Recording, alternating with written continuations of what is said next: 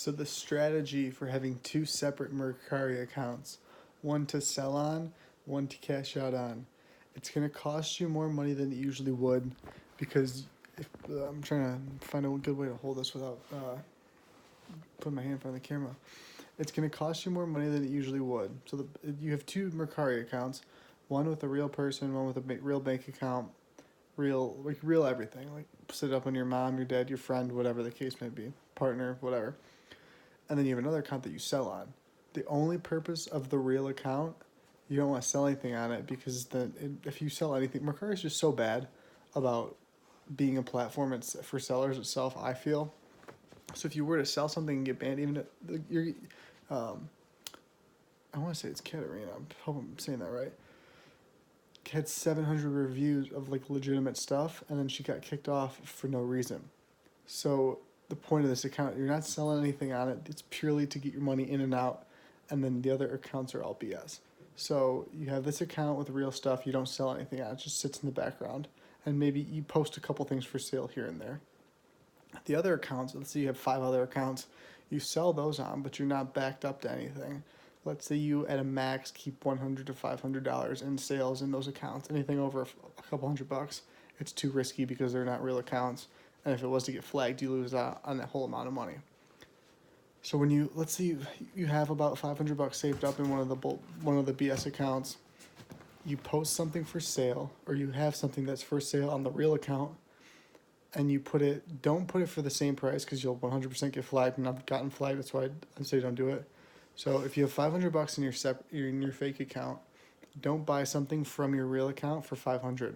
Buy it for $350. So you're transferring a little bit of the money, not the whole amount, over to them, and then you could have a common theme. So let's say it's all coffee based stuff, so it doesn't look like you're always buying from the same, like you're after you do it over a couple $1,000s or tens of thousands of dollars, then they might start seeing it and be like, okay, like why is the same person buying from the same buyer, and they spent $20,000 in the same store type thing. But it's a way to keep a safety net account, and then have a bunch of little accounts with like $500 in sales in it, and then you slowly transfer money to that. So you would post an item for sale for, let's say you have 500 in the fake, you would post an item for sale on the real account for $350. It doesn't matter what it is, because you're not really doing anything with it.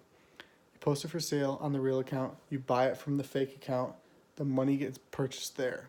You're going to pay the 10% in commission to buy it, so there's a fee, and you're also going to pay the shipping fee potentially, and it has to be a real shipping thing. So you would buy it, you'd put in the information or whatever.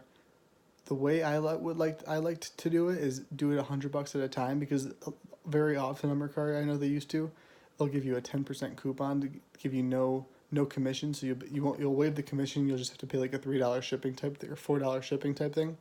So you buy something for $100 on the real account. You use the 10% coupon on the fake account to not have to pay the commission.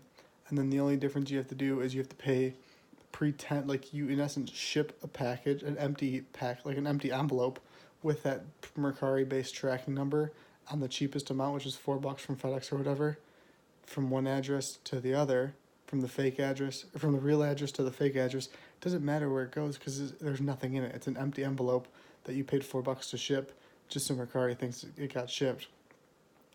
Wait for it in the mail. Like, don't just click buy, package sent, and then confirm it the same day, because that'll get flagged. And then when the package arrives at that address, because you'll get a notification for the tracking number, then you confirm on the fake account that your package was received from the real one. The real one gets the money. You take the money and transfer it from the real account to the bank account, and you can have 5, 10, 20 of these fake accounts that'll have, let's say you're doing $5,000 a month. You could have 10 accounts all doing $500 a month, and then like 2 or 3 real accounts with real people, and that's how you transfer the money out. And you just do it progressively. The main thing is, don't do the total amount of, if you have $500 in your fake account, don't spend the full dollar amount on the real account, because that gets flagged really easily.